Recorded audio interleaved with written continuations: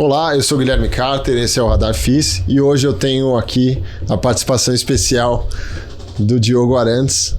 Boa noite, Diogo, tudo bem? Valeu, Carter. Obrigado aí pelo convite e vamos tocar aqui. Agora a gente vai tocar ele mais formal, né? A gente sempre faz lá aquelas lives na internet mais informais, mas tô brincando aqui, é uma dinâmica mais tranquila. Eu vou pedir, Diogo, para você contar um pouco da sua trajetória. Eu acho que a gente sempre conversou, sempre foi nos assuntos lá, mas lógico que eu sei um pouco da sua trajetória, mas acho que o público, pelo menos o meu público aqui, né, que assiste o Radar, nunca soube, assim, da sua trajetória, o que você fez, né? Eu sei que você fez lá engenharia, depois você estudou em São Paulo, mas você é de São Paulo, não é? Então, conta um pouquinho aí pra gente da sua trajetória. Boa, vixe, vamos começar na faculdade, então.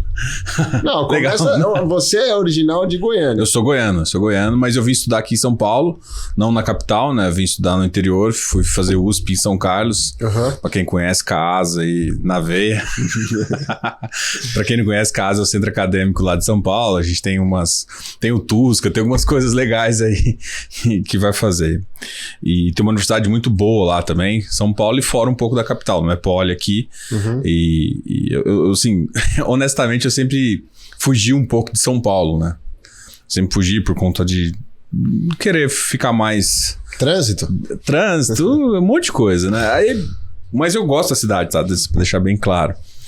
E aí eu fiz faculdade lá, recebi uma oportunidade de vir para São Paulo, aí trabalhei 11 anos numa empresa entre São Paulo e Rio, né?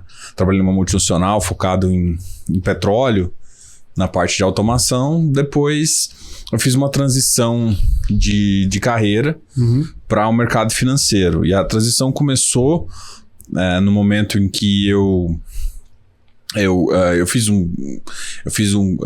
virei agente autônomo de investimento. E aí eu virei agente autônomo. Na verdade, eu tinha começado a procurar escritórios para trabalhar. Eu recebi também um convite de um amigo meu para ser diretor financeiro da empresa dele. E era uma empresa de servicer. Só contando um pouquinho antes, eu já investi em fundo imobiliário. Então, eu já investia desde 2014, 2015. Então, eu já conhecia muito produto. E esse lugar que fui trabalhar era uma servicer. Para quem não sabe, servicer é quem fica cuidando do CRI, né? Enquanto você tem a parte securitizadora faz isso, uma parte do monitoramento, do espelhamento da carteira é feito por essa servicer. Ou seja, você contrata um serviço de um externo para acompanhar a carteira para ficar mais próximo ali. E eu fui receber esse convite de ser diretor financeiro, fui ser diretor financeiro. E aí, com isso, eu conheci como é que funcionam as operações de CRI, como é que funciona esse mercado, e fui cada vez mais gostando. E por eu ter essa experiência em fundos imobiliários, foi uma coisa muito positiva para mim lá. Porque eu entendia as operações, eu entendia o valor das operações, eu conseguia... A gente acabava, como diretor, tendo acesso a lâmina de todas as operações, não, as lâminas pré-securizadoras, né? A securizadora que faz, que separa em mezanine antes, mas antes você sabe qual que é a inadimplência, sabe como é que é a curva de inadimplência, como é que é a curva, como tudo oscila. E nesse ponto eu achei muito massa, né? Então, assim, você vê como é que fica lá dentro, então você fica mais confortável. Por isso, muita gente fala mal de múltipla. E eu já vi muita operação, principalmente no começo, assim, de ativo de multipropriedade que era sonho de qualquer gestor, assim, porque era um fluxo extremamente forte, um preço do metro quadrado, se você for olhar pela área, absurdo, porque você pega um pedacinho e vende, então você gera um valor agregado muito absurdo, com uma força muito importante. Então, a gente via essas operações nascer e, então dava mais incentivo para continuar investindo em fundo imobiliário, sabe? Olha, essa operação aqui funciona assim. Então, eu tive muito conforto em entrar nesse mercado e entender muito bem de crédito, alinhar o que eu já fazia, já investi em fundo imobiliário e ver como foi feito por dentro, e ver como é que era a característica, como é que era esse espelhamento. Isso me deixou bem mais confortável. E aí, depois de um tempo, eu saí da empresa, montei a minha empresa de consultoria. Foi quando a gente se conheceu, mais ou menos um ano depois, a gente se conheceu até em São Paulo, eu acho que, se não me engano, foi aqui em São Paulo, no evento do GRI também. Não, foi lá em... Não, eu te conheci não, é em verdade, Goiânia. Você conheceu em Goiânia. Lá no evento da Tegar. Tegar, exato. É verdade. Mas a gente já se conversava, a gente conversava antes. Acho que sim. A gente ficou porque chegou lá o evento, aí organizou naquele restaurante, Pequiras. Aí colocou todo mundo lá e tal. Aí tava eu, né? Eu tava lá, na época eu fazia programa com o Losnak, né? No bom sentido, né? O programa. E aí tava Guilherme Carter e Losnak, aí tava você lá. O Marcos Correia. O Marcos Correia, que tá lá na Suno. E aí ele nem tava na Suno, ele tava com o Danilo. Tava com o Danilo.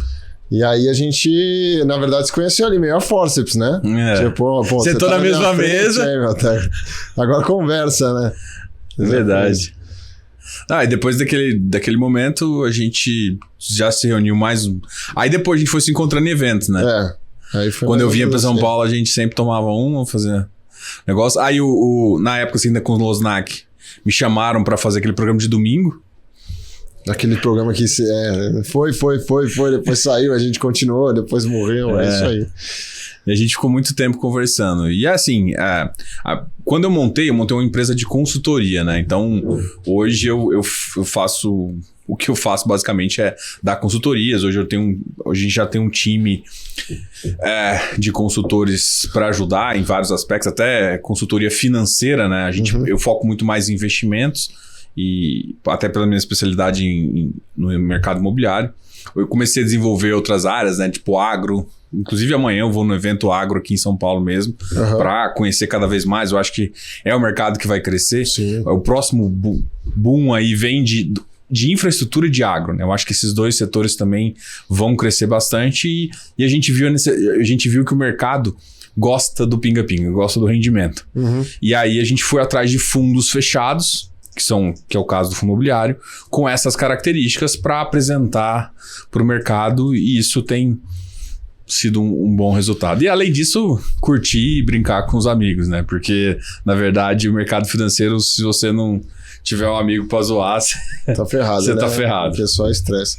É só estresse. E essa consultoria que você faz, você podia falar um pouco mais dela? Você atua ali, obviamente você falou que quando você fez a sua transição, vamos dizer assim, de carreira, você foi ser agente autônomo, certo? Eu fiz 2 certificações já, né? Eu fiz a certificação para agente autônomo, porque não sabe, você tem que passar numa prova da Ancor, depois entrar, se associar à Ancor. Eu fiz isso, depois eu desfiz isso para poder ser consultor. Você não pode exercer as duas coisas ao mesmo tempo.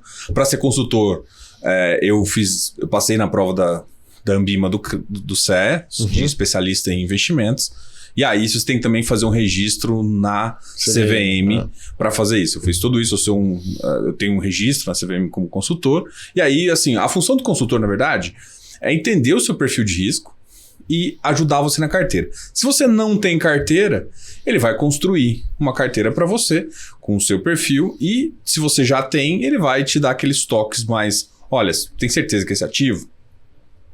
E assim, às vezes as pessoas não têm ideia, às vezes ela quer colocar no fundo imobiliário, mas daqui a 4, 5 meses ela está planejando trocar de carro. Fala, olha, isso aqui não condiz com isso aqui, porque esse mercado pode cair, é uma renda variável. Então acontece muito isso. Então, mas você faz então a pizza de alocação? Faz a pizza de alocação toda, até a gente tem até a parte de ação, a gente não cobre oficialmente dentro do perfil, mas como consultoria a gente cobre. Então eu tenho alguns analistas que a gente tem carteira, né, até para poder se embasar para fazer isso. Como eu sou especialista em fundo imobiliário, em fundos fechados, infra e agro, esses teoricamente eu não avalio carteira. Mas dos outros com certeza, até mercado exterior com REITs, stocks, ação e outras coisas desse tipo, para a pessoa realmente fazer. No começo a gente vai deixando a carteira às vezes mais nacional, e depois a gente pensa numa internacionalização, algum tipo de produto, até alguma coisa de geração, até alguma coisa que preserva valor. Às vezes um fundo com metais, esse tempo atrás foi alguns calls de platina e de prata, deu muito certo, assim, para se preservar, e quando o mercado dá um erro, dá um problema, assim, a gente consegue ir muito bem. E todo mundo tá elegível aí à sua consultoria, ou não? Hoje em dia, sim. É claro que Depende do que a pessoa procura, né? Mas é elegível, a gente tem um preço, alguma coisa assim. A gente acabou desenvolvendo algumas outras coisas também, né? Como produto. A gente desenvolveu hoje uma carteira administrada, eu tenho uma gestora que a gente é parceiro, e a gente faz essa administração de carteiras, mas é como se fosse uma gestão ativa de fundos fechados. E aí, nesse perfil, não, esse perfil é só, por exemplo, clientes acima de 2 milhões. Né? Aí você tem um perfil maior. A gente tem perfil de acompanhamento, né? Que é um dos que a gente mais gosta, né? É o que você realmente pode... Você vai conversar com a pessoa ou um mês, né? Ou a cada 2 meses.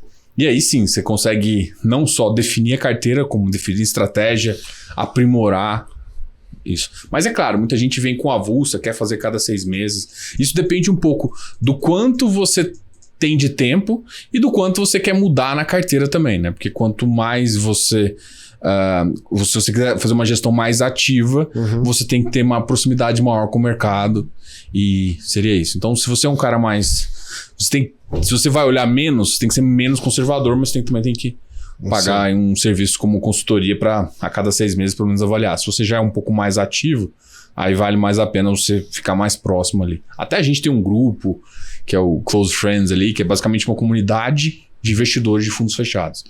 Talvez a primeira comunidade nesse sentido, onde a gente fala de tudo. Aí tem um aplicativo, tem algumas coisas assim, que é justamente para a pessoa se sentir confortável. Seja ela conservadora, seja ela iniciante, aos mais experientes, que já começam com estratégias mais robustas, até de fazer uma arbitragem entre 2 fundos Kinea, por exemplo. Você aproveitar que sabe que o spread tinha que ser nesse nível, quando aumenta demais, você compra um e vende o outro. Então, estratégias desse tipo também é feita justamente para você aproveitar a discrepância e ganhar dinheiro. Beleza, hein? Que maravilha, hein? Eu vou entrar nesse grupo aí, porque você não me colocou, então eu vou entrar. Tá convidado, ainda é gratuito para você. Opa, que beleza, hein? E vai ficar gravado aqui, hein? Depois eu vou te cobrar. Vamos lá. E olhando para o mercado agora, vamos falar um pouco de mercado. A gente... o IFIX andou aí positivamente esse ano, né? Chegou a marca ali de 3 mil, passou um pouquinho e tal, cedeu um pouco, né? Hoje a gente teve um pouco de balanço aí, tudo bem, todo dia tem história. Mas e na sua visão, né? A gente chegou aí, IFIX subiu, a gente tá tendo deflação mês a mês, a gente vai ter eleição, a gente vai ter Copa do Mundo e depois a gente vai ter 2023, né? Mas qual que é a sua ideia de cenário aí, né? Vamos dizer assim, o que você... acha? Ou você acha que a eleição vai realmente mudar muito? Se um galado ganhar o outro ou não? O que você tem em mente aí? Bom, eu tenho uma visão que muda. Eu acho que no longo prazo, eu falo para o pessoal, assim, nos 5 anos, o Congresso ele vai estar um pouco mais alinhado e o Congresso vai segurar qualquer desvio grande. Mas no curto prazo, o que um dos elegíveis está tentando fazer, com um plano de governo mais voltado ao desenvolvimentismo, é um risco iminente de mais inflação e um aumento do endividamento. Esses dois cenários, no curto prazo, deixam o mercado mais resabiado e a gente já enxerga que o teto continua sendo esses 3 mil. Então, se um ganhar, um teto é 3 mil. Já se o outro ganhar, como... Tem se desenvolvido algumas coisas boas de infraestrutura, algumas coisas boas para o cenário, mesmo que a taxação, venha uma taxação de dividendo que o mercado começa a ter medo, dividendo, não rendimento. Eu acho que rendimento não deve vir nessa fase, né? É uma coisa para ficar bem clara. E aí a gente acha que o cenário, a gente pode bater 3.100, 3.200 aí numa faixa. Então, no início, a gente acha que o mercado, para esse segundo, que é um pouco mais... vai tentar desenvolver mais o mercado, tem feito isso, né? Controle maior de inflação, um banco central mais forte, que foi a chave da nossa economia agora, uma política mais de privatização, ou políticas pró-mercado, capitalização vai vir através do mercado. A gente viu o ministro da Economia puxando o mercado externo para investir aqui. Então a gente acha que controla mais a inflação, dólar fica num patamar, inclusive, podendo ficar um pouco mais baixo, e é muito possível que o mercado imobiliário se estenda bem positivo. Então a gente acha que os dois cenários a gente deve ter uma leve alta em dezembro. Só que num cenário a alta vai ser muito mais vigorosa.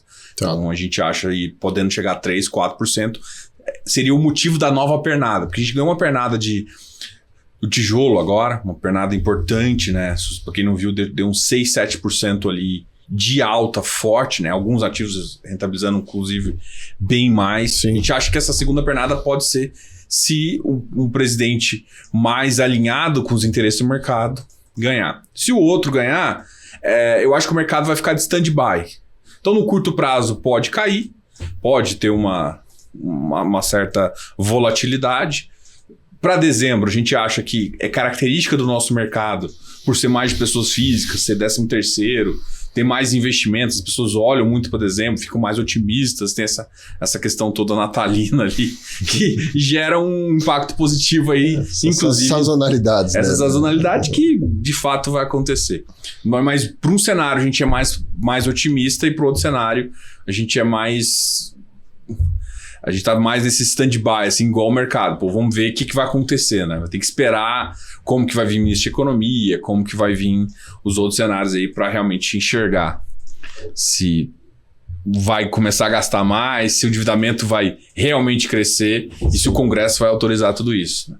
Até como se vai exportar em relação aos outros 3 poderes, que é uma das coisas que tem se discutido bastante aí. Não, realmente acho que o mercado foi bastante surpreendido com as eleições agora. Não questão de presidente, acho que foi lá tal, mas questão de governador, senador, deputado, foi um negócio meio tipo... Foi. Pegou surpresa e falou, putz, caramba.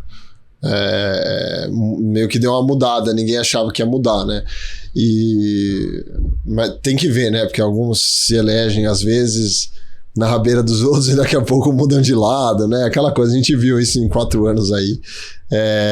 Vida de político, né? Nada muito diferente do que a gente já espera. Mas beleza, legal esse cenário. Eu acho que muita gente não tem essa... que eu sempre pergunto aqui, né?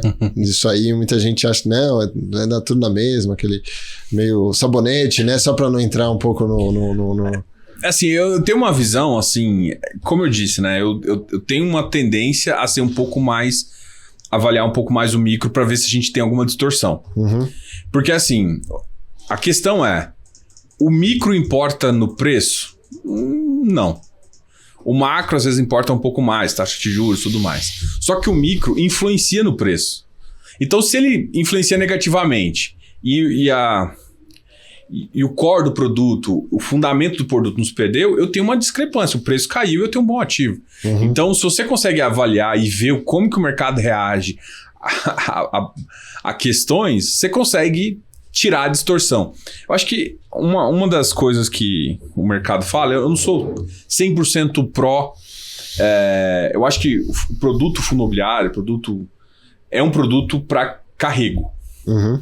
Mas eu acredito que se você faz um bom giro de portfólio, você consegue extrair mais valor. Então, a minha visão é eu quero sempre extrair mais valor de tudo. Então, tipo, vai mudar, por exemplo, um PVBI, vai mudar? Não, o ativo tá na Faria Lima, tá aqui, todo mundo conhece. Agora, de vez em quando sai uma notícia, como saiu, uma notícia que um outro, a Prevent Senior, que é inquilino comum, saiu de um outro ativo. O que acontece? Afetou um ativo que não tem nada a ver, numa outra região, outro prédio. Isso, às vezes, é uma distorção que se pode aproveitar. Então, esse tipo de avaliação micro que impacta no preço e que você pode tirar a distorção, é uma das coisas que a gente mais gosta de observar e vai fazer. Então, avaliar a questão política, ou saber que, por exemplo, olha, semana pré-eleição a galera dá uma segurada ou vendida. Então, mudou o fundamento? Não. Então, o que você vai fazer? Comprar. Então, tem semanas que a gente acha que é melhor de comprar. Por quê? Porque naturalmente o mercado vai fazer. Porque se você sempre fecha o olho e compra, você vai pagar 2% mais caros e assim, a gente sabe. Diogo, você extrai mais valor de carrego ou de giro? Eu te falo, eu extraio mais valor de carrego. Mas o giro me dá 3, 4% a mais, que é a diferença de às vezes você ganhar 9, 10%, do que você ganhar 13, 14% ao ano. Então dá uma diferença substancial no final do ano, e a gente acredita que isso é claro, de novo, né? Esse é um perfil de algumas pessoas que tem esse perfil. Outras pessoas que é só perfil de carrego, segue. Como a gente quer atender todos os públicos, a gente olha para os dois. E eu não tenho medo, assim, saber que a gente vai errar em alguns cenários. Mas por isso que a gente coloca algumas proteções na carteira para que isso você faz isso. É mais fácil, às vezes, fazer isso em ação, né? Com put, com call, que é uma coisa que o mercado costuma fazer mais, mas também tem algumas ações protetivas que você pode fazer na carteira. Por exemplo, olha, agora o spread ficou mais alto. Há um tempo atrás a gente notou isso e comprou o CDI. Viu alguma coisa, aprimorou, aumentou o mercado agro, começa a arbitrar o mercado agro que tem mais CDI. Aí o mercado, recentemente, viu deflação, ficou com medo, todo mundo comprou tijolo caro e vendeu um ativo IPCA mais barato. Sim. Não, e eu queria chegar justamente nesse caso aí, né? Deflação, e a gente tem várias teses de fundos de crédito, né? CRIs, enfim, que tem muito carrego em IPCA, né? Tem uns que tem 30% de GPM, IPCA, né? GPM nem sei como é que tá, mas acho que diminui muito, e CDI e tal. Tem os que são mais nutricionistas, mas tem os que são bem inflação mesmo, né? O caso Canip, e tal, que é índice de preço mesmo. E realmente, historicamente, se pegar na série lá, é muitos poucos meses negativos que tiveram na série histórica o IPCA, mas tiveram, e a gente tá vivendo agora 3, né? 3 seguidos, né? E aí, conta um pouco a dinâmica, entra mais na tecnicidade disso, né? O que acontece com o título, com o PU, como é que desvaloriza ou não, se tem uma oportunidade que o pessoal não tá vendo ou só tá saindo correndo por causa do rendimento. Bom, vamos fazer duas visões, né? Primeiro, vamos olhar para PU, depois a gente olha para o rendimento. Beleza. Porque a PU ela vai se comportar um pouco como se fosse competência. Então, por exemplo, fundos de infra, fundos mais competência, a PU e o VP têm o mesmo formato, né? Que o VP acaba sendo um monte de PU. A PU ela vai funcionar como se a gente estivesse analisando uma própria NTNB. Então, se eu tenho uma taxa de juros futura, né, que ela cai, eu tenho uma valorização de PU. O que acontece nesses cenários agora é que é o seguinte, a gente tem uma projeção de taxa, né? E o que tem acontecido é que esse valor tem subiu um pouquinho, né? Quando o mercado estressou um pouquinho ali, ele subiu essa taxa. Quando ele faz isso, teve uma desvalorização dessa PU. Agora vamos pegar essa parte que a gente está falando e vamos falar. O que a deflação ela gera em si? A deflação ela vai de fato variar PU? Não. A PU está intrinsecamente ligado ou à parte de negociação ou à parte de juros. Ou seja, se você consegue gerar uma taxa, o spread em relação à NTNB é o que vai definir esse valor no início. E aí, se a NTNB subir ou cair, você sim tem uma variação de VP.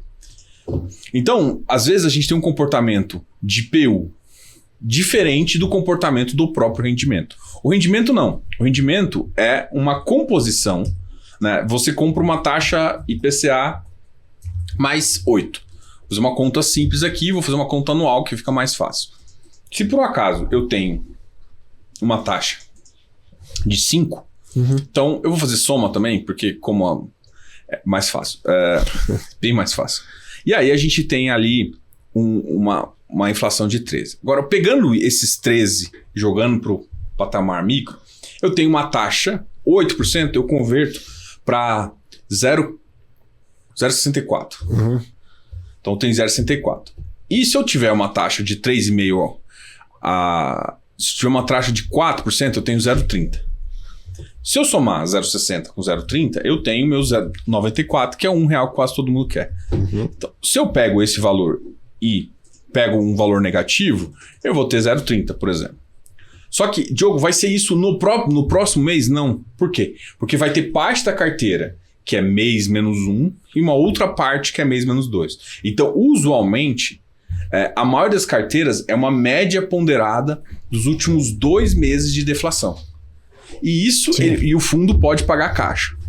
E aí vamos para casos um pouco particulares. Por exemplo, o Canip que você citou. O Canip, ele tem uma carteira de 102% de CRIs. Como que ele pode fazer isso? Porque ele faz uma mini alavancagem. Ele faz umas compromissadas. O que acontece é que A compromissada é em CDI e o IPCA dele... e a carteira dele é IPCA. O que acontece é que o resultado do Canip, por exemplo, tinha que ser 0,30 e num cenário igual foi agora, que ele pegou o 0,68 mais 0,34 para os últimos 12 meses, ele deu o resultado negativo. Aí ele tinha reserva, já sabia disso, tinha reserva e acabou executando.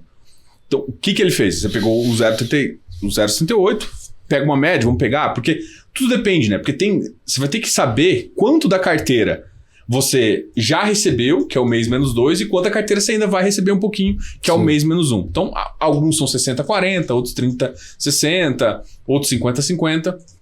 E ele vai fazendo essa composição aí de preço. Então, por isso que a inflação vai voltar agora e não necessariamente o rendimento dos fundos que pagam vão voltar para o mesmo nível. Então, você vai ter um efeito de que o último mês pode ter sido o pior, mas os próximos vão melhorando, né? E aí, até a gente estava conversando isso com o time que a gente ajuda e estava falando o seguinte, muita gente está falando que a inflação pode voltar em V. Então, a Ambima já prevê 0,30 e para os próximos meses pode ser 0,40 e chegar até em janeiro, principalmente por conta acima de 0,60. Ou seja, que estava em 1% e vai voltar para 1%, só que com uma escada maior. Isso pode fazer com que os produtos voltem em rendimento ter mais alto um pouco mais na frente. E o mercado está avaliando exclusivamente rendimento, esquecendo de que o que importa, na verdade, é a taxa de carrego da carteira. Você está investindo num fundo, não é porque você está querendo... Eu entendo que o rendimento é um apelo importante, mas ele é um apelo retroativo às taxas, não relativamente à taxa própria do mês. Então, se você sempre fosse se basear pelo rendimento, você está comprando um passado de 2 meses atrás. Mas não tem um problema de liquidez, por exemplo, que você pode pensar numa NTNB, beleza? Você pode vender, né? Com Sim. um lucro aí extraordinário, vamos dizer assim, porque a taxa de juros cedeu lá na frente. Claro. Mas nesse caso, não... Você acha que não... Não sei, eu tô te perguntando. Aqui eu só pergunto. Não, assim... O cara consegue fazer um giro lá com o CRI tranquilamente, com um ganho? Consegue. É que assim, os CRIs hoje têm uma liquidez um pouco maior, né? E tem... Só que assim, vamos lá. Existem 2 tipos de CRI. Tanto é que hoje em dia os gestores já fazem isso. Tem o que eles chamam de CRI tático e o CRI estratégico. O tático é para venda. Normalmente o tático é de empresas grandes e que todo mundo conhece o histórico. Por quê? Porque é fácil de vender. Sim. Ou seja, se você levantar a mão no mercado e falar de um CRI Helber, CRI Even, qualquer uma dessas construtoras, todo mundo já sabe qual que é o balanço. Eles, dependendo da taxa, vão aceitar ou não. Em contrapartida, você faz uma operação estruturada com uma construtora lá do empreendimento X. Você não vai conseguir vender. Então, assim, vai depender da sua estratégia de como você monta a carteira. Por exemplo, é que os KNES não fazem muito giro, de fato, mas eles têm uma liquidez absurda, se eles quisessem. Por quê? Porque a maioria deles fazem com produtos que o mercado inteiro conhece, porque eles são basicamente a liquidez. Muitos fundos querem alavancar, vão atrás do KNE, o KNE fornece o dinheiro e ele oferece o cheque inteiro. Por que vai no KNE? Porque o KNE... Eu preciso de 150 milhões, o cara vai lá e oferece 150 milhões. E para um fundo igual um Canip da vida, que é de 7 bi, é nada. É 0,5% da carteira dele. Então, é fácil o cara fazer isso. Então, uma das formas, sim, de destravar valor é isso. Então, e aí existe um problema, que é o que eu acho que você estava querendo chegar. Que é, como os fundos imobiliários são caixa, pode demorar a chegar. E aí vamos pegar um caso, por exemplo, eu conversei com o Ricardo Imamura, acho que 2 dias atrás. E ele tem um PLCR. Tá. E esse fundo é um fundo caixa, 100% caixa. E a gente pode pegar, por exemplo, um Canip, que paga um pouco competência. Então o Canip, daqui a 2 meses, você já vai começar a sentir o processo moderado, igual eu citei, né? 2 meses atrás. Agora, um PLCR não. Um PLCR ele consegue segurar porque parte do que tem de valor de inflação não foi distribuído ainda. E então ele consegue segurar por mais tempo. Mas à medida que, por exemplo, quando a gente tem essa oscilação em V, igual a gente está dizendo, e a inflação voltar para 1%, Enquanto um Kinea pode, por exemplo, voltar a pagar 1,50, 1,60, esse mesmo produto caixa não pode fazer. Então a gente na indústria, você não tem que conhecer só tipo, se o fundo é inflação, se o fundo tem quanto CDI, você tem que conhecer também como é contabilizado o fundo. Como que é essa regra do mês menos 2, mês menos 1, se ele tem mais um ou outro. E mesmo assim, você ainda tem que olhar se tem resultado. O gestor tem uma discricionalidade para distribuir, às vezes, mais ou menos. Alguns gestores gostam de normalizar esse rendimento. Então, tudo isso vai influenciar também. E é mais um dos motivos para não decidir 100% pelo rendimento. Porque o rendimento pode enganar. Você pode pegar um ativo que às vezes está pagando 1,5% agora, porque principalmente os outros ativos estão em deflação, e você acha que ele é uma maravilha, mas na verdade é um fundo caixa e ele não entregou o resultado antes e está entregando agora. Né? E aí você tem que saber, né? Porque para você poder aproveitar ele, você tem que às vezes carregar por um período mais longo. Sim. E olhando na prática aqui, eu também estou dando uma olhada aqui em alguns fundos de CRI, né? Especialmente aqueles que têm alguma... assim, em relação ao valor patrimonial, olhando o IFIX, não tem tanta coisa assim muito descontada, assim, né? Eu bati o olho aqui, Versalhes, eu nem saberia entrar um pouco no detalhe desse fundo, ele está aí a 0,86 do valor patrimonial. Tá? Mas a maioria tá ali, entre 0,90 e alguma coisa e 1. Então, assim, não teve... Você acha que tem uma oportunidade ali agora em fundos de recebível por conta desse sell-off ou não? Eu acho que tem. Porque vamos pensar o seguinte, vou pegar um caso clássico, que é o caso do Canip. O Canip hoje está mais ou menos 0,90... Hoje ele caiu um pouquinho, mas... Esse tempo atrás, ele bateu 90. O VP dele é 96, 95. Pelo menos está agora. Quando o mercado voltar para um valor... quando a taxa de juros ceder um pouquinho, esse VP pode voltar para cima de 100 ou para 98. É tipo aquele teoria do overshooting do câmbio lá, ele vai... Isso. Volta. E mesmo assim, e mesmo que ele não volte agora, que ele demore um pouquinho para voltar. Você está comprando um cara... que para mim eu tenho dadas as proporções, é quase tão seguro como a NTNB.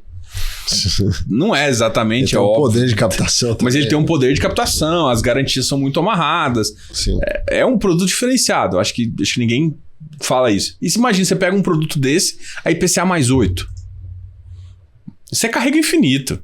Então assim, você pode ficar tranquilo. E outra, você vai escolher se você vai sair com essa taxa e se você vai ter uma valorização. Porque o que vai acontecer em um ano?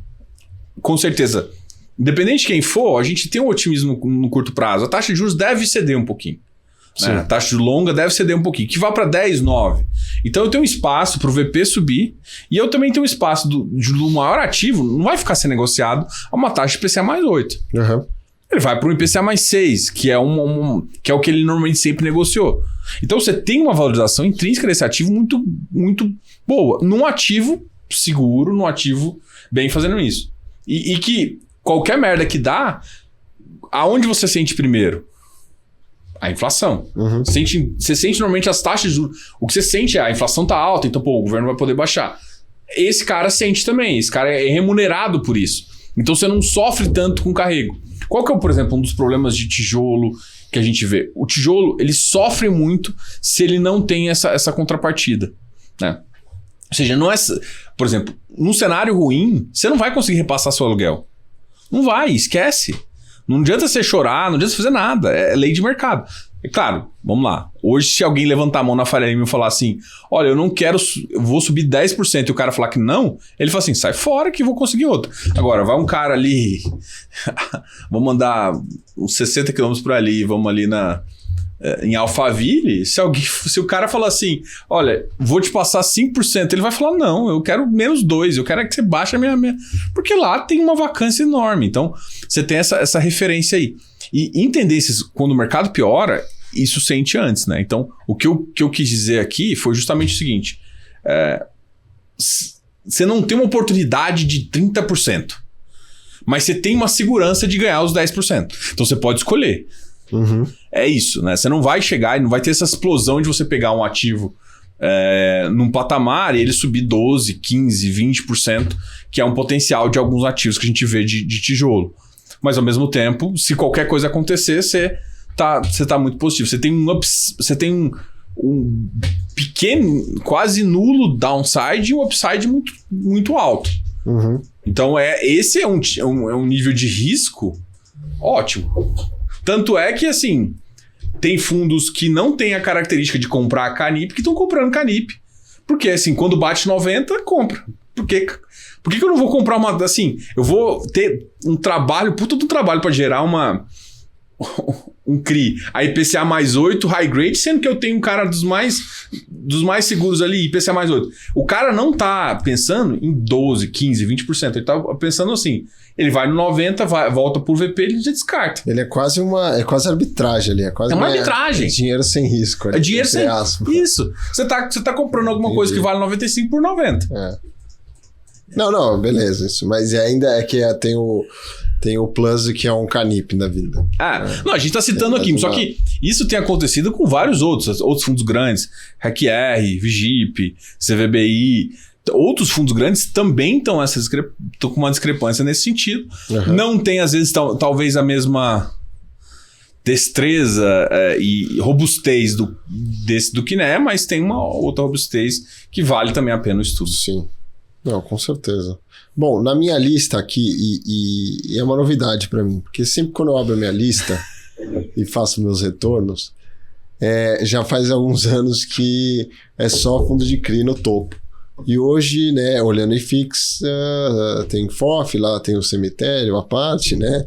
Tem o pessoal... que o Risaquim né? Ele é agro, mas ele acaba sendo crédito no final do dia. Mas tem mall, tem logística, né? E assim, lá na 11ª posição tem um fundo de CRI, né? Então, o que aconteceu nesses últimos meses, nesse ano? Os fundos de tijolo acordaram? Ou ele só foi voo de galinha, entendeu? O que aconteceu? Porque estava muito descontado, né? Eu acredito que parte desse voo, vamos dizer assim, não é tão de galinha. É um excesso de... Pessimismo passado. E agora, na verdade, é uma correção em relação a isso. Uhum. Então, não acho que realmente, a gente pegou uma oportunidade. Tanto é que muita gente me pergunta, e como eu disse até no começo aqui, se o cenário for mais com ventos a favores da economia, de uma economia, de um ministro e de uma economia mais pró-mercado, a gente acredita muito que o IFIX pode dar uma deslocada. E parte desse valor que está aí é o imobiliário, é os ativos de tijolo, pronto mesmo, que a gente acha que vai ter valor. Porque, a economia, o empresário tem que decidir se movimentar para que a vacância caia e para fazer isso. Então, a gente acha que precisa desse driver. A gente que acompanha os relatórios Colliers e outros relatórios aí de vacância de São Paulo, sabe que está diminuindo, mas o ritmo de diminuição está muito baixo. Baixíssimo. Mas não quer dizer que não está... assim, ele está baixo, mas é por uma configuração nova, e não necessariamente porque a economia não está aquecida. Sim. Porque ele tá alto, né? Se você pegar... lógico que você pegar essas Não, porque regiões você líquido, porque aí você tem que analisar duas coisas, né? Não só a vacância, mas como a taxa de absorção. E aí teve algumas entregas e por isso que não só esse ano, né? Teve todas as entregas e aí essa absorção realmente está importante. E você tem, dentro dos outros cenários, a absorção é um fator que a gente olha assim. Só que assim, eu acho que precisa de continuar num driver positivo, né? O problema todo é que a gente não tem... Porque assim... E aí volta talvez na sua pergunta original, né? Voo de galinha. A gente precisa desses vários ventos a favor consecutivamente para resolver os gaps passados que a gente não resolveu. Que a gente achou que ia resolver em 2018 e com a pandemia piorou e voltou para um cenário muito ruim. Sim. Então, tem mais coisas... Ou seja, a economia está aquecida? Tá. Se você olhar o número de transação que está tendo no mercado de lajes... Agora é um número que, se eu não me engano, está próximo de 2019. Que foi um dos auges ali. Uhum. Só que os preços não estão sendo exatamente corrigidos. A gente sabe que, por exemplo, a mão de obra ficou mais cara, o custo de construção ficou mais caro. Você paga, tudo ficou mais caro, mas ainda não foi repassado de fato. Então tem muita gente se movimentando agora para tentar antecipar esse movimento. Sim. Mas, aí, ou seja, o que eu quero te falar com isso? Se alguém está antecipando esse movimento, eu falo até o HGPO, o que o JetSRF está fazendo, na verdade, ele está entregando um ativo ótimo na mão, tá tentando vender por um preço que eu acho que não deveria. Eu ia te perguntar, o que você achou do primeiro move e depois agora, né? Que é 37? 37,600, mais ou menos. Eu achei idiota, assim. Porque assim, e aí assim, eu conversei com o da RBR, esqueci o nome dele. Caio. Não, o Caio é o gestor, o que toca os FOFs. Ele toca o RBRX e o RBR Alpha, o RBRF. Não importa. Tá, sei. E ele tem Isso. E ele tem uma posição muito grande. E ele é contra. E a visão dele é compatível. A gente é 100%. Eu penso a mesma coisa. Então quer dizer que não vai dar certo. Não necessariamente. Ele já tem 22%, né? Não, é uma grande chance. Assim, se depender de mim, eu prefiro que não. Porque assim, o que eu acho que teria que ter acontecido? Eu até fiz uma brincadeira uma vez com o Augusto. Falei, cara, Augusto, vocês comunicaram errado no começo ali. Porque na primeira comunicação você falou assim, a gente tem várias propostas. E já não tinha proposta. Pra mim, proposta só é válida se ela atende o meu requisito básico, que é bater 39 mil. Não tem? Não é proposta. E eu acho que faltou um pouco desse... Eu acho assim... Faltou, assim... Eu acho que é isso que acredito isso fazer. É o mão firme. Assim, ó, se você quer vender por 39, você não tem que nem aceitar as outras propostas.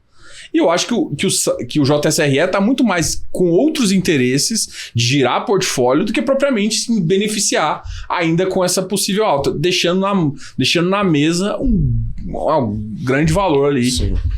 Não, eu acho que ali é 45 no mínimo. Eu acho que você tá exagerando, mas acima de 40, eu acho que você tem muita posição, mas a gente tá junto nisso. Mas assim, acima de tem que ser o 39 mil corrigido a hoje. A inflação de lá pra cá não foi tão alta, né? Porque teve meses de deflação, mas ali uns 40 pra mais, vale. 43, tudo bem, né? Acima de 40. Mas eu acho que tentou, não deu, agora vai baixar. Daqui a pouco ele tá vendendo a 30, né? Mas tudo bem. Aqui eu não dou opinião. Não, e é engraçado, porque se você acompanha o mercado secundário tinha levado o ativo a 2,72. Não, quase 2,80. Quando estava precificado isso em metro quadrado? Mais ou menos assim. O mercado tinha levado até 38. E aí veio uma 38. Proposta 37. E aí o mercado reduziu. Corrigiu na hora. Que na verdade... Na hora não, né? Porque também... Demorou um pouquinho, agora ele fica ali sambando em 60. E assim, na minha visão, se eles deixarem correr um pouquinho, logo eu tenho certeza que vai vir uma oferta. Só que não estão dispostos a esperar e conseguiram o aval dos cotistas para fazer. E aí é justo, o mercado é esse, assim, não tem que ficar reclamando de deal. Você tem a sua visão, deu a assembleia, perdeu, vamos pro próximo. Eu acho não vai ser ruim de fato, né? Você vai acabar tirando dinheiro, é que eu acho que dá para extrair mais valor. Mas é sempre assim, né? Se você tem uma discordância, a maioria vai vencer. Tinha que ter mais cotas para poder barrar, mas não tinha. Eu acho difícil ali, né? Quer dizer, quanto mais abaixar, mais fácil vai ser, né? Mas assim, não sei se ele vai ter aprovação para fazer isso, né? A esse preço. Mas sei lá também, o mercado é soberano, né? Mudamos de assunto. O mercado é soberano. A gente não adianta discutir. Assim, o importante às vezes, e isso é interessante, ver mais valor. Só que a questão aqui, a gente está discutindo um prédio que está sendo negociado próximo do VP, para ele ser negociado acima do VP. Então, isso mostra... Normal. Não, mas o que eu quero te falar é normal, mas mostra a força que o mercado de lajes tá tendo nesse momento. Porque senão estaria sendo negociado abaixo do VP. Não, e tem também aquele negócio da escassez de coisa boa no mercado, né? Para comprar, assim. Não que seja ruim, mas ali é uma região com pouca vacância, com pouco CEPAC, entendeu? E é uma procura grande, então um valor alto, mas poderia ser mais, eu acho. Essa é a justificativa do ele fala assim, o nosso VP ainda, que é o VP que eles estão vendendo agora, ainda não tá na mesa tudo que o mercado está fazendo. Uma B mais acomodada, que é o futuro. Além disso, não tá na mesa ainda a relação de novos custos, os novos custos deram uma explodida, isso não tá na precificação. E quando você entrar, sobe mais uns 3, 4, 5%. E eu acho que é esses 7% que eles estão deixando na mesa. Não tem mais CEPAC, a região cada vez mais demandada, é uma região consolidada, não tem nada que fazer. E vai ter uma queda, não drástica, mas uma queda importante o ano que vem na B e na curva futura. E isso tudo não está precificado, né, nessa venda. Não. Vamos ver, né? Não está precificado, não está, mas não significa que não vai acontecer. Vamos ver. Tomara que caia para eu comprar mais. Mas vamos lá. Bom, você está em São Paulo essa semana por conta do GRI, certo? GRI Funcionários. Você vai? Eu vou dar uma passada lá. Boa. Eu não vou conseguir ficar todo dia, mas eu vou passar de manhã lá, dar um oi para todo pessoal, mundo. Né? Tem, enfim, várias pessoas lá bem legais que vão estar lá. E qual é a sua expectativa do evento? Né? A gente teve alguns eventos aí, tem crescido e tal, tem tido mais uma aderência maior de pessoas, né? Eu nem cheguei a ver aqui se vai ter alguém de shoppings, né? Porque na última ninguém apareceu lá, né? Coitados. Qual a sua perspectiva e qual que é a sua expectativa para o evento? Eu acho que assim, deve ser maior que o ano passado, né? Ano passado ainda tinha um pouco de pandemia, com medo. Eu acho que o mercado já começou a se posicionar em tijolo, né? Então tá, assim, o que eu mais recebo de pergunta hoje e aí, é hora de virar para tijolo? Tijolo já não subiu demais? Então é justamente essa dúvida assim, pô, e aí, como é que vai fazer? E a minha resposta é sempre a mesma, vai ser. E agora a gente vai ver outras pessoas. O bom desses eventos é que é o seguinte, tem que tomar só muito cuidado para não ter viés de confirmação, né? Porque você não achar que o cara... Às vezes você tem um painel com 4 pessoas, um tem uma visão próxima das suas, outros não. Então você vem aqui para ver a visão das pessoas, de quem tá no mercado, para ver se às vezes você tá muito errado, ninguém nem pensa o que você tá pensando. E às vezes o mercado tá em linha com o que você tá pensando, e você vai falar, olha... E o mais engraçado, pelo menos eu sempre gosto disso, é do cara... Normalmente o cara tem uma visão de risco. Fala, olha, eu enxergo esse ponto aqui, mas o risco desse... E às vezes você não tá enxergando o risco que o cara tá chegando. Então isso para mim é muito importante, né? Você ir nesses eventos para ver a visão que o cara tem, tanto otimista quanto de riscos, né? E aí se vê se tá alinhado e você... Assim, a gente faz modelagem o tempo todo, né? Então vê se tá em linha, se tá no seu modelo algumas coisas. E aí você vai tirando o que não importa tanto e colocando mais isso. Então a minha expectativa é que vão ter altos painéis ali que a gente vai querer acompanhar. Os coffee breaks também são muito importantes daquele reuniãozinho. O pessoal acha que não... O pessoal não entende, assim, a cada 2 meses eu venho em São Paulo justamente porque eu sinto falta desses coffee breaks, né? De sentar com o pessoal. Você fica lidando com quase todo mundo só vídeo, você fica com uma certa... Ali tem coisas que eu tenho certeza, a gente que vai em evento que só é falado ali. E isso é importante para você ter uma noção um pouquinho de risco, um medo maior, um medo menor. Então, se você puder ir em eventos, vai em eventos assim, que eu acho que ele atribui muito ao investidor. E de fato, não é, diferentemente de outros eventos, esse é um evento para investidor. É um evento para investidor de fundo imobiliário. Eu acho que o investidor tem que voltar aí, porque em 2018, 2019, todo mundo ia, todo mundo gostava de ir. Depois da pandemia, o pessoal começou a optar por online, o que é muito válido. Se você não puder ir, veja depois, participe, mas... É uma modalidade nova que antigamente não tinha. Não tinha, né? Às vezes você não pode, às vezes você quer ver depois, mas você perde aquela proximidade, aquele bate-papo do coffee break ali que... Vão ter vários atores lá, não só de fundos imobiliários, mas da indústria de investimentos, e isso é bem legal para, né, ouvir um pouco. No ano passado teve o Mansueto, esse ano vai ser o Joaquim Levy. Vamos ver, né? Vamos ver quem que é mais otimista ou pessimista, né? Porque o Mansueto estava muito otimista e querendo ou não, né? De resultado do governo, acho que ele acertou, né? Acertou. Em relação acho que é inside, não é possível. Cuidado aí. É bom não levantar. Não, inside assim, porque, na verdade, eu acho, no bom sentido, Ele conhece mais ali, né, o ministro da Economia e tal, e eu não sei se houveram muitas aproximações de outros economistas, né, para entender, e eles estavam se baseando em algumas outras coisas, né, teve cara prevendo dívida PIB a mais de 100%, né, então será que esse cara tá meio descolado com a realidade, ou tá acostumado com o modelo antigo, né, eu não sei, porque tiveram muitas reformas estruturantes no micro, que eles não levaram em consideração. Eu acho que talvez uma coisa devia estar levando, entendeu? Esse é um inside, entre aspas, né? Pelo amor de Deus. É o que você tá dizendo aí. Mas realmente, eu acho que, principalmente a relação de dívida, ele tem sido muito otimista e tanto é que, se a gente for analisar, vamos pegar até julho, vamos pegar até agosto, antes da eleição, assim, o mercado deu uma esticada boa. Isso tanto o Ibovespa quanto o mercado inteiro deu uma aquecida, né? Sim. Em compensação porque o mercado já começou a enxergar essa relação. O que, normalmente, um dos candidatos põe um pouco em risco. Não põe em risco, né? Mas tem um plano de governo que pode voltar com endividamento público, que é uma das coisas que a gente sempre tem. Você que tá falando, hein?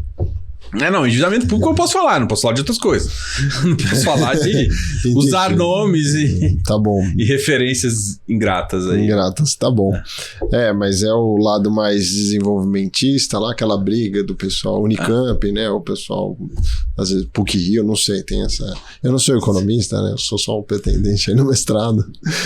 Então, é isso, ainda não tenho o direito de errar com o meu título de mestre. Mas eu posso errar, porque eu não soube também, então eu posso falar. Mas aqui o problema é falar e tomar um gancho. Não, mas beleza, Diogo. E te fazer uma pergunta, assim, que eu também comecei a fazer pro pessoal. Você consegue falar 3 fundos aqui da ponta longa e 3 fundos da ponta short, que você, obviamente eu sei que você talvez não vai fazer um short, mas que você fala, putz, eu acho que já maturou, não é o momento, ou 3 que estão realmente assim para dar uma olhada, para dar uma estudada. Claro. Que estão no seu radar? Olha, eu vou ser um pouco diferente, então, já que a gente tá falando. Tem um de shopping que tá no meu radar, eu acho que teve uma compra aí do shopping lá em Campinas. Dom Pedro? Shopping Campinas. Shopping Campinas, nem conheço. É o shopping que juntou a Visc, a XP e o Mall. Tá. A Plural, para comprar. Eu acho que foi um cap interessante. E aí, eu acho que essa compra foi interessante para os 2 fundos. Eu tinha recentemente conversado com o pessoal lá. E eu acho que shopping... O mercado deu uma esquecida, assim, levou para um patamar ainda onde tem mais valor para ser entregue. É claro que eu entendo que todo mundo olhou para as ações e viu que tá muito mais, que tem muito mais valor assim, mas para quem quer renda, as ações não são, para quem gosta dessa renda recorrente, as ações não são tão... Não é o veículo ideal. Não é o veículo que ela tá buscando. Não, tem algumas ações ali de infra. Mas assim, para o cara que...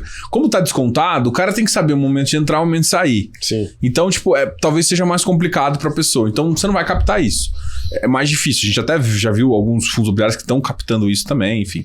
Mas o fato a gente acha que, por exemplo, um XP... Não é recomendação, tá? Mas a gente acha que um XPMOL da vida tá num patamar interessante dessa relação, assim. A gente acha que ele acabou de passar por uma emissão. A emissão, para mim, acho que vai ser um sucesso importante. Vai fazer com que ele baixe o endividamento, que era uma preocupação. Uhum. E baixar endividamento nessa atual conjuntura vai ser bom, porque mesmo que piore o cenário. Ele tá fazendo reformas. E a reforma, ela tem um benefício muito interessante, porque quando você faz reforma, entra no VP ao custo da reforma. E quando você faz uma avaliação, ela sobe. E ela começa a entregar valor rendimento. Ela começa a entregar TIR, resultado ali. E aí você sabe que a TIR sobe.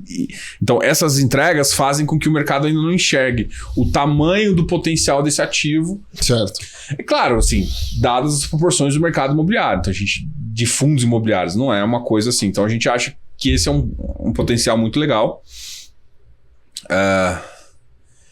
Tem um mais óbvio. Tem um aqui que ele não é óbvio, A gente acha que ele é espetacular, assim. Ele é de uma turma lá da Poli, inclusive, que é chama FATN, o FATN, que é da Unitas, né? Professor João e da Carolina. E ele é uma estratégia que compra aqui na Vila Olímpia, compra Faria Lima, só que compra offices menores, assim, que dão para fazer alguma coisa. Eles fazem um modelo que chama Plug and Play. Certo. Que basicamente é o seguinte, você chega e fala assim, você não quer contratar o arquiteto, eles já contratam tudo para você. Então você já contrata mobiliado com o seu aspecto. E eles compram vago, ou seja, você tem um ganho, você tá comprando alguma coisa que não é às vezes um B-, ele faz uma estrutura de colocar ar-condicionado central, faz isso, então você já tem um ganho aí. Compra vago, então você tá pagando barato, então você paga 11, 12 metros. Entrega tudo e cobra um prêmio, vai. E paga um prêmio. E isso, além disso, eles fazem uma alavancagem. Então, se você for olhar, é um fundo que entrega aí 0,9%. E eu não tô falando assim... Quando você fala em 0,9%, você fala assim, não, tô com risco absoluto. Assim, você vai ver que o risco não é tão grande. Então, tem contratos de 5 anos longos, foi testado na pandemia, então teve inquilino que saiu, eles conseguiram repor. Assim, a gente acha que a tese é espetacular. Se você for olhar, tem vários... Só que qual que é o defeito? A liquidez é horrível. Tá. Mas vários dos gestores, e aí você vai ver vários de investidores profissionais, estão nesse fundo. Né? Então, a gente acha que é um produto que é muito interessante para quem quer analisar. De novo, não é recomendação, é só para... Não, aqui só foi uma... E o próprio Canip, né, cara? Bate 92 ali, eu acho que é bater em pato manco. Assim. É bater em pato morto, tá? Então, assim, tá ali... não tem graça, assim. Você vai ganhar seus 7% só de valorização de patrimonial, mais um carrego de uma taxa de 7, 8%. Justo. Assim, ganhar 8% quem não quer? E aí, ou seja, num ano aí básico, você tá ganhando 18%. Então, assim, a gente acha que é uma tese top, assim. Que é assim, fácil, sem risco, com uma liquidez alta, não machuca. Se o mercado piorar, seu downside é mínimo. Então, eu acho que essas três... Ou seja, é você comprar e outras. Se por um acaso, né, acontece...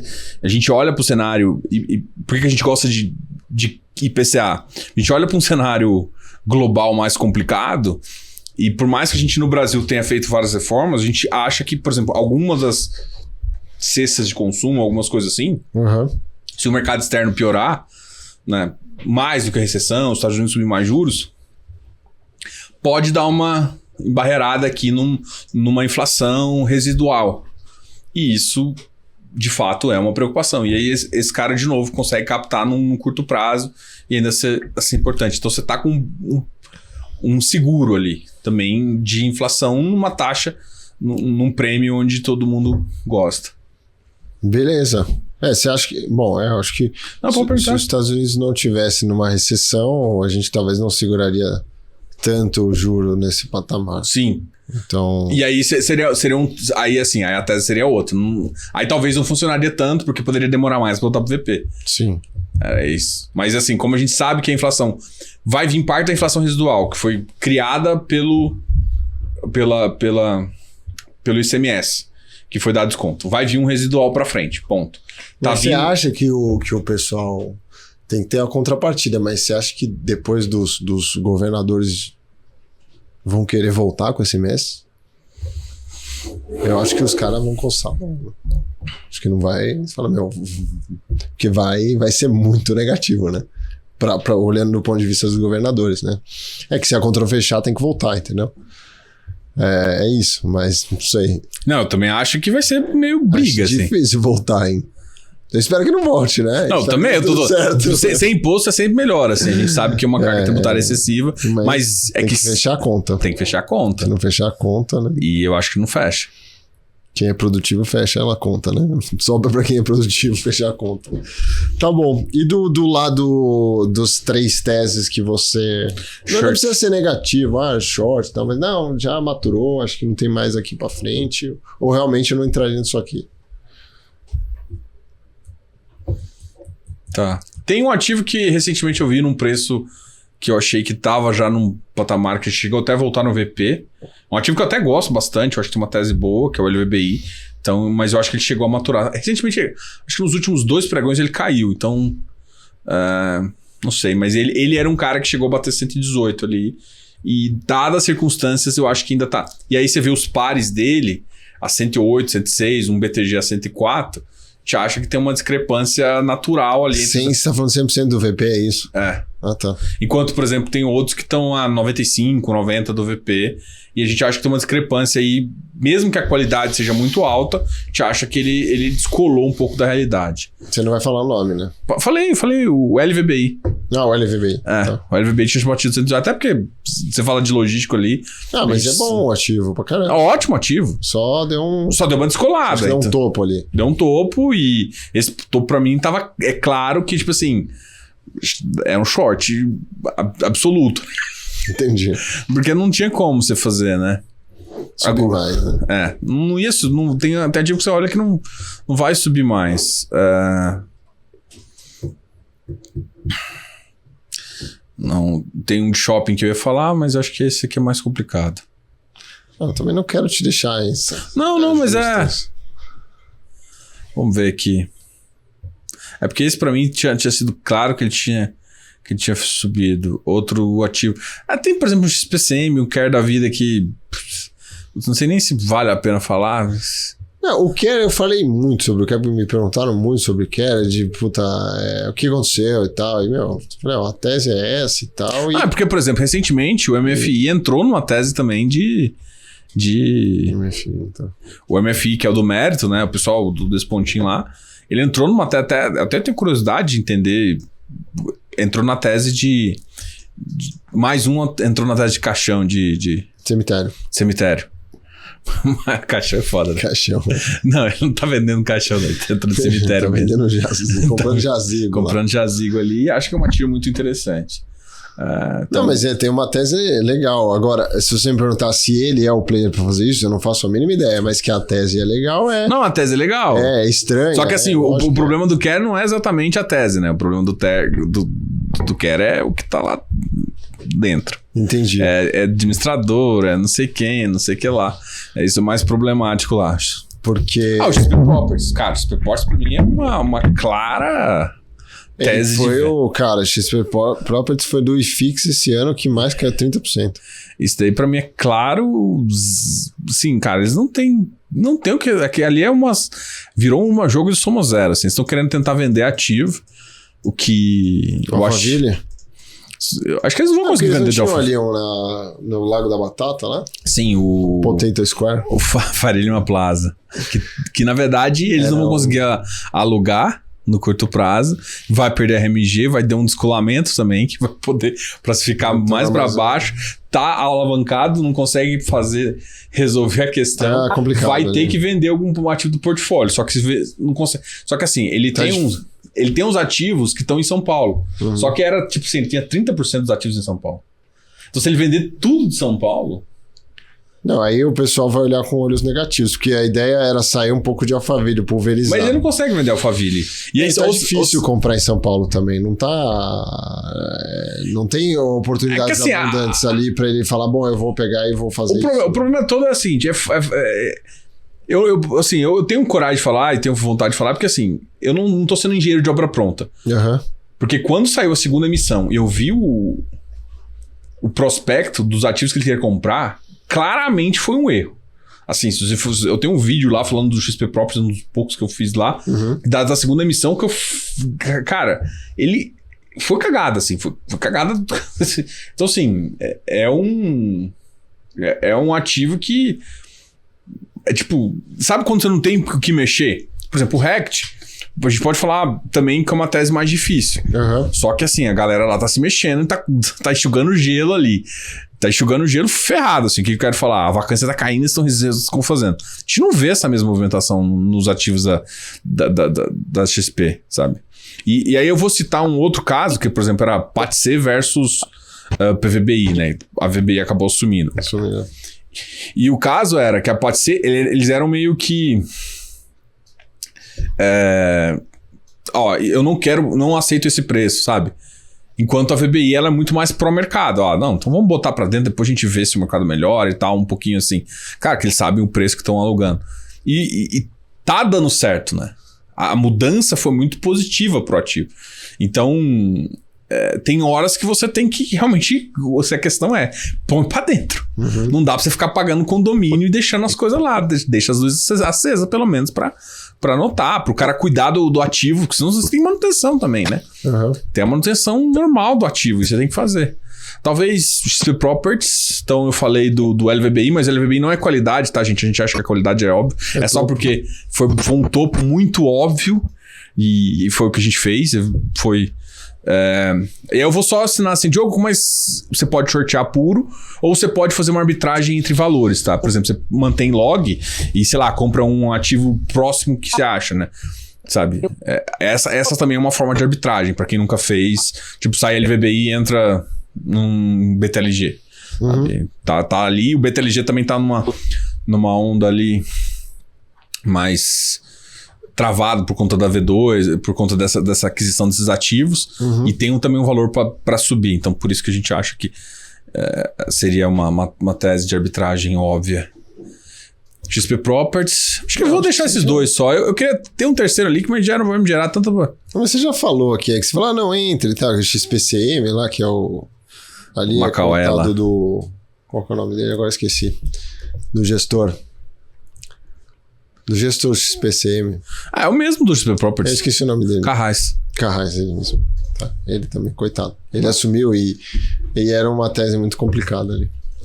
Ali a tese Tanto é que o XPIN lá também conseguiu aqueles aluguéis que, tipo, daqui 3 mil anos eu te pago, né? Só pra não deixar. Enfim. O X-TED, né? XPIN, desculpa, falando X-TED. besteira. X-TED, XPIN é outra coisa, industrial lá. O X-TED é lá em Macaé. Mas o XPIN também tinha ficado com a vacância alta. Eles também, mas não é nesse nível, não. Não foi esse caso, né? Não. É que eu lembro... É que o X-TED foi...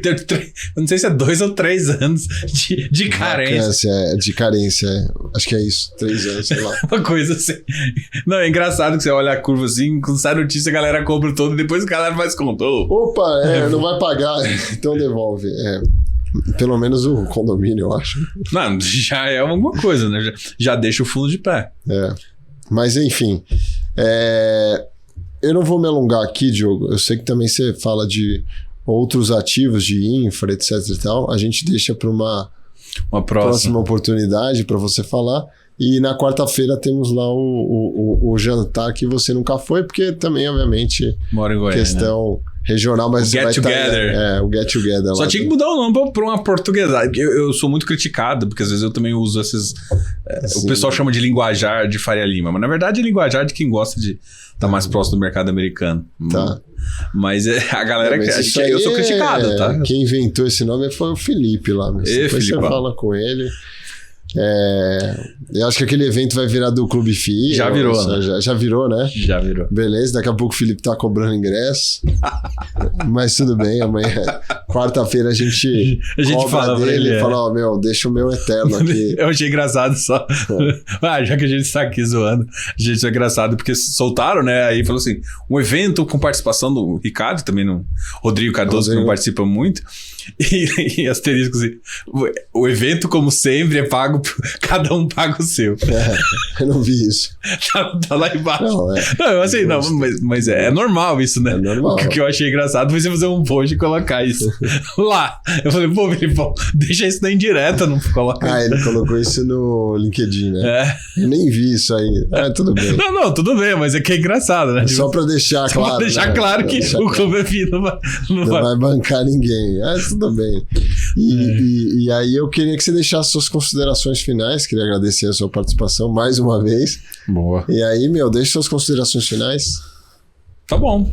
Bom, gente, assim, investir em fundo imobiliário, é uma paixão aqui. Não sei se você vê, a gente tá conversando aqui a 1h10, aquele minuto, ele tá certo? Tá certo. Pô, a gente tá conversando aqui a 1h10, velho. Nem vejo. Deixa até o ali só pra falar, vai logo, que eu quero ir embora. A gente já tá vendo aqui, provavelmente a gente vai jantar, se ele não bundar aqui. Você vai pagar, Pode ser. Mas, assim, eu gosto muito de fundo imobiliário, né? Eu acho que a gente percebeu que o mercado, as pessoas estão confiando mais nesses produtos de fundos fechados. e não só fundo imobiliário, infra também tem se discutido bastante, são fundos que estão crescendo, né? Você vê gestoras, cada vez novas gestoras com todos os produtos. Existe sim uma tendência de que o mercado vai consolidar, mas eu acho que vai existir muito espaço ainda para novos produtos, né? O Brasil, diferentemente de outros países, a gente consegue fazer várias teses, né? Tipo assim, a gente hoje tem fundos exclusivamente, praticamente de loteamento, assim, grandes, com uma trajetória interessante. A gente tem produtos de desenvolvimento como Tegar, como MFI, já de prazo indeterminado. Tem produtos que a gente, igual citei, loteamento que é CRI, com desenvolvimento, que é o tipo URCA. Então, assim, o mercado tem se desenvolvido numa linha bacana, e você aprendendo essas nuances vai acabar te ajudando a ficar mais independente. E assim, eu escuto muita boboseira de quem fala de ação, assim, sabe? Tipo, eu acho que eu acho que eu teria mais consideração com isso. Por mais que eu adoro fundo imobiliário, adoro outros produtos, eu não vou chegar aqui e falar assim, gente, é péssimo investir em residência. Cara, eu conheço muita gente que ganha dinheiro, eu acho que muita gente ganha dinheiro com leilão. Você tem muitas formas de ganhar dinheiro em vários mercados. Eu acho que você ache um alfa que você consiga lidar melhor. O fundo imobiliário, ele é mais protetivo para quem não conhece. Porque senão o cara fala assim, não, mas no começo você vai ganhar uns alfa. Não ganha, cara. Eu conheço a trajetória de muita gente que começou, seguindo ótimos analistas, e o cara, primeiro, quando ele é novo, ele não tem a paciência de uma tese maturar, ele não sabe o que é isso. Então, o produto, o FI, ele consegue acalmar o coração do investidor. Por que eu acho que o fundo imobiliário é bom e eu acho que as pessoas não conseguiram enxergar isso? E principalmente analistas de ação, que é um recado para eles. Não, mas porque eu escuto muita besteira desses caras. Falam assim, cara, e eu não falo mal do produto deles. Eu gosto, eu invisto em ação, eu acho que tem que investir. Mas ao mesmo tempo eu escuto os caras na licitação falando assim, se você investiu no começo, tem que fazer ação porque vai multiplicar seu valor. Primeiro, a pessoa que está começando, ela não se ela se valorizar 20%, ela vai ser mão de alface, ela não vai segurar, ela não está acostumada com esse produto. Então, ou seja, o fundo imobiliário ajuda a pessoa, como ela tem uma antecipação de renda, a você fazer isso. E outra, você tá protegendo parte do capital dela com um ganho real. Porque, cara, eu já vi muita gente fazendo. Não é todo mundo que vai acertar 2, 3 teses e ganhar 20%, 30%. Pô, você vê os maiores investidores ganham 18%, 20%. Mas nos Estados Unidos, no Brasil é outra história. Sim. É um mercado muito mais arisco, que você tem muito mais vantagem, muito mais diversificação. Se você diversifica aqui, você não vai chegar nesse patamar tão cedo, né? Você fecha os grandes fundos aí para fazer. Então, o que eu queria falar é o seguinte, eu acho que todos os produtos têm que fazer parte do seu portfólio. E aí você tem que entender um pouco do seu perfil para aí sim definir a maior parte. Esse negócio, porque tá no começo, tem que investir mais em crescimento, explodir. Você pode passar 10 anos sem explodir nada, sem crescer nada, e seu patrimônio foi explodido. Porque você não protegeu nenhuma parte com ganhos reais. Sim. Então é importante ter parte de ganhos reais. E se quiser correr também em relação a outro tipo de ativo, vamos embora. Beleza. Diogo, obrigado aí pelas suas considerações finais, pela sua presença. Eu vou ficando por aqui. Esse foi o Radar FIS e te vejo na próxima.